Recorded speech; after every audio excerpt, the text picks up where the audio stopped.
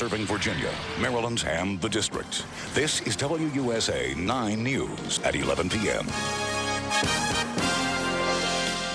Good evening, I'm Gordon Peterson. McLean, Virginia's hopes for a Little League softball championship have been dashed tonight by a team from Waco, Texas. But in most people's eyes, the team of young girls will still come home winners. Nancy Yamada joins us now from McLean with that story. Nancy? Well, Gordon, you may be able to see there's a lot of folks behind me. The game just ended and they're streaming out of a restaurant where for the better part of 3 hours, these loyal and enthusiastic fans, their eyes were glued to the TVs, hoping to watch the McLean All-Stars become the Little League Softball World Series champions. But in the end, that honor went to a team from Waco, Texas. Their cheers may not have been heard in Portland, Oregon, but the McLean All-Stars, dressed in orange and representing the South, can rest assured there were plenty of fans rooting them on from some 3,000 miles away. I'm so proud to see these young kids make it all the way. It's just what a happy moment for everyone. Family, friends, and fellow softball players packed Rocco Restaurant on Chainbridge Road to witness 14 12-year-old girls fulfill a dream that no other team from Virginia has managed to do, make their Little League Softball World Series debut. It's incredibly exciting. My daughter's 14. She went to the state tournament. Every year they've tried to make it this far. We've never been able to do it. The 12-year-olds finally did it. They won states. They won regionals. We're representing the South. To us, it's like the Olympics. How do you think these girls are feeling right now? Oh, I know they're really excited, and they're doing their best to not get too into the hole, having the cameras there. They're trying to focus on the game. Closely watching the game is the mother of outfielder Kukuna Ho'opi'i. She's the only parent who couldn't travel with the team. I had to work. I took off for regionals and for states, and who figured? Win or lose, in this crowd, there's only praise and support. It doesn't matter what happens tonight. They are going to be greeted like Olympians here in McLean at the airport when they get back tomorrow, and on into the future, because they made it this far and they did it, as I said, with team spirit representing McLean. Again, the Waco, Texas team won tonight's game handily 18-5. Surely the kids are disappointed, but a lot of parents said these girls have a lot to be proud of, considering how far they've come and how many games they won to get to Portland, Oregon. One man said they simply were outplayed by a team that has won 10 of the last 12 World Series. Reporting live in McLean, Nancy Yamada, 9 News. Nancy, thanks a lot. Frank Herzog's going to have highlights of tonight's Little League Softball Championship a bit later in sports. Defense attorneys will ask a judge to send former Baylor basketball player Carlton Dotson to a state psychiatric hospital to postpone his murder trial. Dotson is the Maryland man charged with killing his former teammate, Patrick Dennehy. The trial is set for October 11th in Texas, but a psychologist hired by defense attorneys has deemed Dotson mentally incompetent to stand trial. Tomorrow, a judge in Waco will consider the defense attorney's request. Tonight, 9 News has learned of a big break in the search for parents of an abandoned toddler. A couple of months ago, somebody left a little boy at the Cromwell Apartments on Ogden Street in Northwest Washington. A month later, authorities were asking the public for help in identifying the child and his parents. Well, now 9 News has learned that the authorities will announce tomorrow they have found those parents. For now, the child remains with a foster family. Tonight, a handful of bank tellers are recovering from a scary day. Before the day was over, 4 banks were robbed, 2 in Fairfax, 2 in Prince George's County. Nobody was injured, and the search for the suspects continues. 9 News reporter Doug Buchanan has the latest. Target number 1, the Bank of America, just next to the Springfield Mall, within eye shot of the mixing bowl. It was about 9:45 in the morning when 2 men wearing dark clothing and with ski masks over their heads barged through the front door. They ordered everyone to the floor before grabbing the bag of cash from behind the teller counter. The next stop, or last stop in Fairfax for this presumably same crime duo, came less than 2 hours later. And this time, it was the just-opened Access Bank in Tyson's Corner. We wish more people had seen something. Patrice Henderson works in Access Mortgage Department 2 floors above the bank. I don't think anybody, except for the people inside the bank, actually saw it took place. And it was here where one of the suspects held a gun to a customer's head as his accomplice took full advantage of what the bank had to offer. Then morning became afternoon, and we move across the river to Prince George's County. At the Provident Bank, where the Capitol Center used to stand, a man hands a teller a note demanding cash, and he gets what he wanted. I think it's kind of sad, you know, that you're not safe going in the bank or even working at the bank these days, and hopefully they'll get caught. Same method, but different bank about 15 minutes later, this time at the BB&T Bank on Annapolis Road in New Carrollton. A man hands over what may be the same note and gets the loot before making his getaway. Now, police in Fairfax are fairly certain that their two cases are in fact related, but investigators in Prince George's County aren't so sure that their cases were carried out by the very same person. Now, an internal memo issued by the banks to its employees this afternoon reads in part, our security devices all worked as intended and should prove useful in leading the police to the criminals. Bank surveillance video could be released as soon as tomorrow. When we see it, we'll show it to you. Gordon? All right, Doug, we'll check back with you then. Thank you.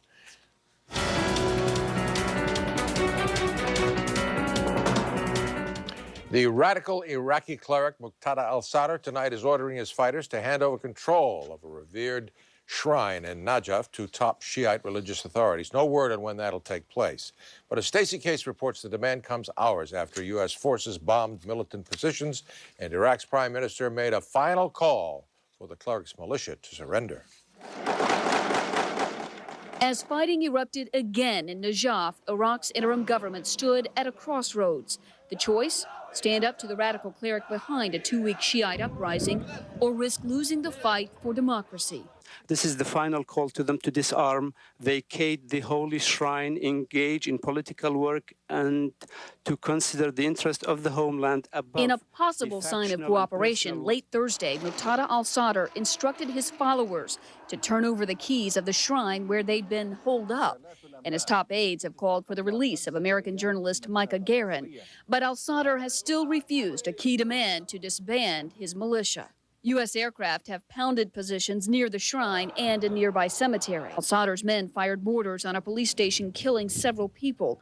The administration says Iraq's government is in charge, and this is its first big test. Well, the United States is not involved directly in the negotiations. We're obviously very much in touch with and in discussion with the Iraqi government. Iraq's prime minister has promised al-Sadr protection if he surrenders. In a sign of further deterioration, militants set an Iraqi oil company on fire late Thursday. Reassuringly, National Security Advisor Condoleezza Rice says the Iraqi government is not going to allow the cleric to become a law unto himself. Stacey Case, CBS News, Washington. And also today, witnesses say an American warplane fired on targets in the volatile city of Fallujah. Insurgents responded by firing mortars toward a nearby American base. Many of these Sunni insurgents are believed to be responsible for kidnappings, bombings, and shooting attacks. Fire crews in Cincinnati are trying to keep the hot spots from flaring up after a big fire, as you can see, filled the sky with smoke. Fire broke out late today in a large warehouse just west of downtown Cincinnati. The flames shot through the roof. At one point, the fire chief was concerned that some of his firefighters might get trapped in there while they were battling the flames from within the building. But tonight, everyone is accounted for. Also tonight, there's new hope for people with lung cancer. The Food and Drug Administration has approved the use of a drug called Alimta. This is designed to fight what is considered to be the leading cause of cancer-related deaths in America. Alimta treats what's called advanced non-small cell lung cancer in patients who have undergone chemotherapy. Tests show that Alimta triggers fewer side effects than another drug already in use. It isn't cheap. Treatment will cost patients about $3,900 a month. Well, tonight you might want to wish that you worked for Google. The internet search engine made its debut today on the stock market. Share price went up 18% in the first day. Not bad for general investors. But hundreds of Google employees who have stock options have become instant millionaires. They're millionaires on paper. Under the rules, employees with stock options must sit tight for several weeks before they can cash in. Tomorrow will be one of the hottest days, maybe one of the hottest days of the year. Topper updates your forecast coming up. Also ahead, why many Northern Virginia parents are saying no thanks to the option of sending their children to schools with better test scores. You're watching 9 News at 11.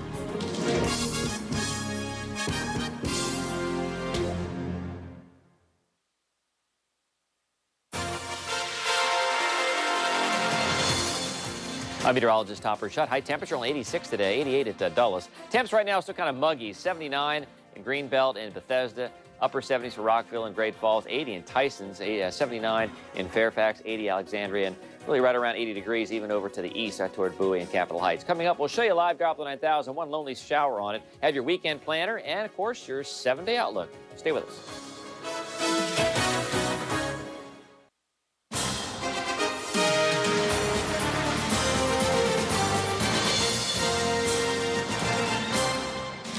Tonight, Democrat John Kerry is fighting mad and fighting back. He says President Bush is allowing a group of Vietnam veterans, Navy veterans, to do his dirty work for him, running political ads that claim Kerry is lying about his Vietnam combat record.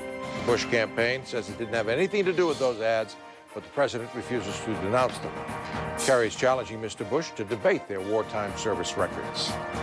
Republicans have tapped a Democrat to be their keynote speaker at the upcoming Republican National Convention in New York. Georgia Senator Zell Miller. He's already endorsed President Bush for re-election. 12 years ago, Miller spoke at the Democrats' convention and criticized then-President George Bush, the father. Miller contends his views haven't changed much since then. He says the Democratic Party has abandoned Southerners like him who care about tax cuts and military strength.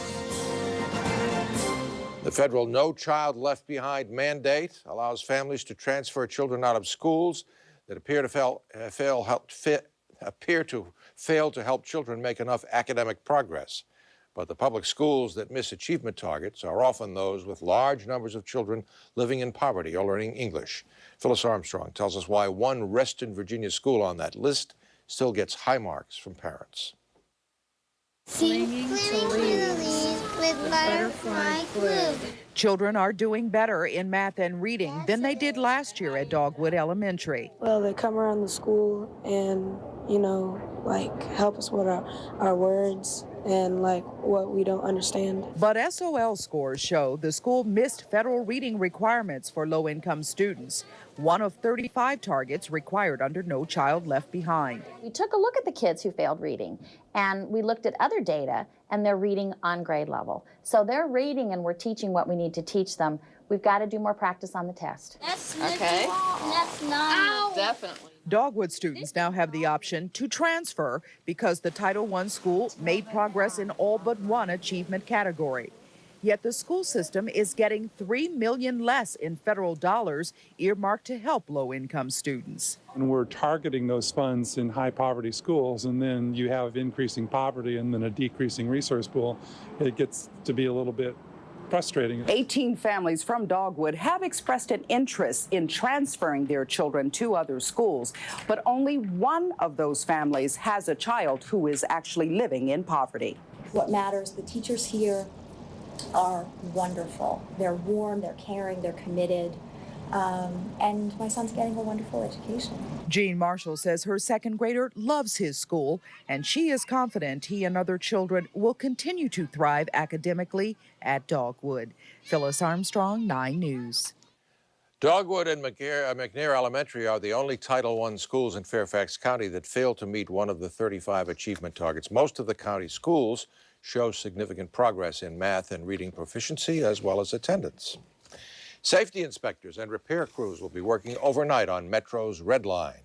A 6-car train was about to go into service this afternoon in Silver Spring when the front wheels came off. This was on a side track in a rail yard. Nobody was hurt, but other trains had to slow down as they approached the area. Now inspectors are trying to find out what caused that problem, and crews are working to clear off the tracks.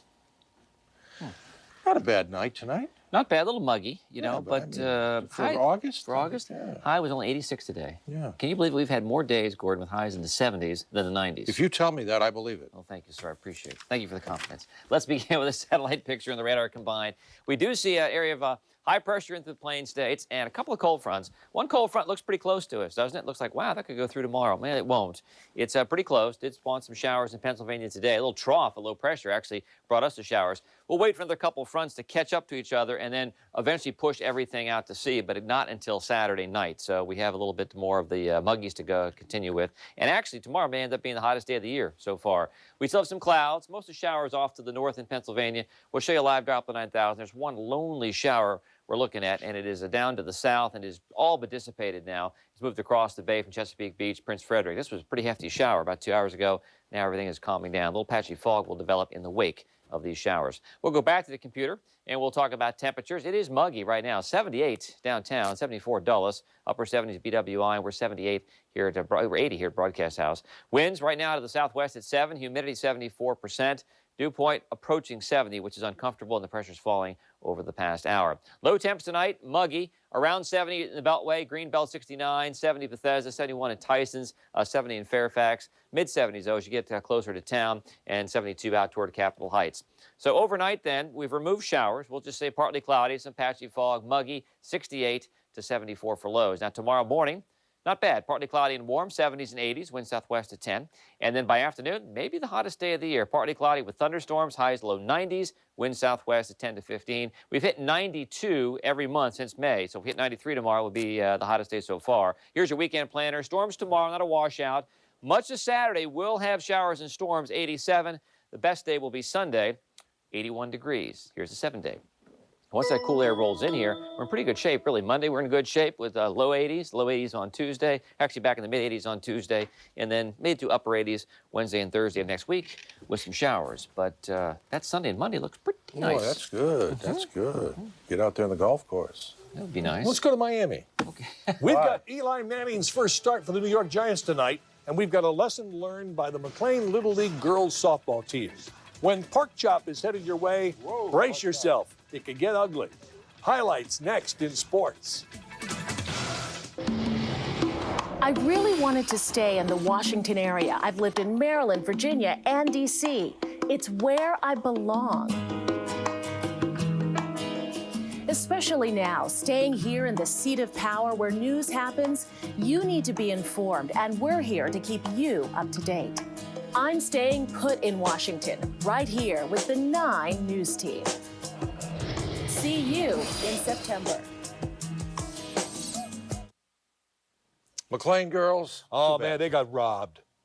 What was it, 18 to what? 18. It was a good game. Yeah. The McLean team battled hard for the national title, but the team from Waco, Texas, just too much firepower and experience. Texas was leading 2-1 in the first one. Virginia got right back in this one. Lawrence Sutherland's ground ball second produces a bad throw. Lawrence Santana scores, ties the game 2-2, but that's as close as they got. Second inning, coach's daughter, Valerie Ramirez, launches one to deep left, 2-run triple, and Texas leads 5-2. Bottom of the fourth, McLean fights back. Michelle Tilson knocks one through the gap, drives in a run, cuts the lead to 5. But in the sixth, here comes Pork Chop, double to the wall and left, drives in 2 more. Texas rolls to an 18-5 victory and their 3rd straight Little League title. The Redskins will hit the road to Miami early tomorrow afternoon after a week of practice designed to get things a little better coordinated. Right at the top of the list, the offense, which has been very ineffective in the first 2 preseason games. But this is also a time when a number of Redskins are a little banged up. Mike Barrow, the linebacker, probably won't play against the Dolphins, and he's really bummed out about it. I'm from Miami, and that's why I really wanted to play this game this weekend. So I'm in their ear like, man, you sure I can't go right now? You know, because since I've been in the league for 12 years, I never had the opportunity to go back home and play. When I signed here, that's one of the things that jumped out on me, other than playing the Giants, was the fact that I get to finally play it in Miami. You'll find out if the Redskins can produce a better performance by watching the game right here on TV9. We begin with a pregame show at 7 with special features on the team. Then kickoff at 7:30, followed by our postgame show. That's right here on TV9. Look who got his first start in the preseason game. Eli Manning, the #1 pick in the draft, playing for the Giants. And against a good Carolina defense, he didn't do badly at all. Nice slant to Amani Toomer for 10 on the first down. And look at the arm and the touch on this incompletion. If Toomer kept running, that would have been a touchdown on the catch. But Carolina Panthers are going to be tough again. Jack Delhomme finds Steve Smith over the middle for 30 yards deep into Giant territory. And a couple of plays later, from the 7, he connects with Muhsin Muhammad to give Carolina the lead. Panthers go on to win this exhibition game 27-20. Baseball owners will not vote on the relocation of the Montreal Expos during their meetings this week. And reporters want to know why. Baseball Commissioner Bud Selig was asked, why the delay? Obviously, it would be a good thing for all of us to get it done. The fact of the matter is it's important that we get it done right. As to where we're going, that's for another day. I'm not frustrated by the wait as long as they make the right decision. And the right decision is Washington, D.C. We expect a decision sooner rather than later. We've been very active with baseball through our stadium authority and providing them information, and hope they're getting to the point where formalized terms will be reached. Andre Agassi likes to play in the Legg Mason tournament, and he showed it tonight. Won his match against Christian Pless to advance to the quarterfinals. Pless is serving in the near court. Agassi tries to break that serve. Watch him lure him to the net and then knock it past him. And that's where Agassi took control of the match. Here he is serving. Watch him drive that serve deep and then puts Plush away. Takes it in straight sets, 6-4, 6-2. Tournament continues at the tennis stadium through the weekend. How old is he? About 58? About 50. Well, I think he's 57. He'll be 58 in March. I'm still mad at him. You are? Yeah, for breaking up with Brooke. Oh, come on. Hey, Bud Selig makes a lot of sense. Oh, yeah, Bud's a smooth talker. Okay, we'll be right back with another look at Topper's Smooth forecast. talker. Topper loves Bud.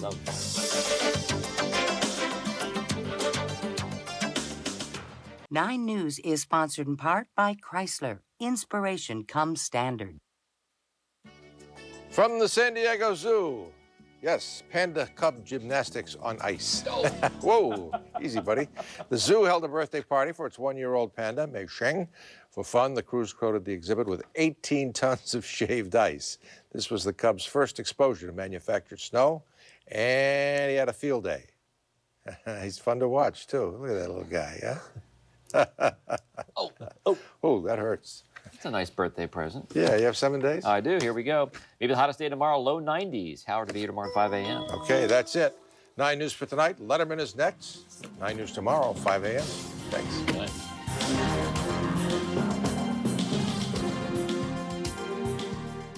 The iBar is instant information.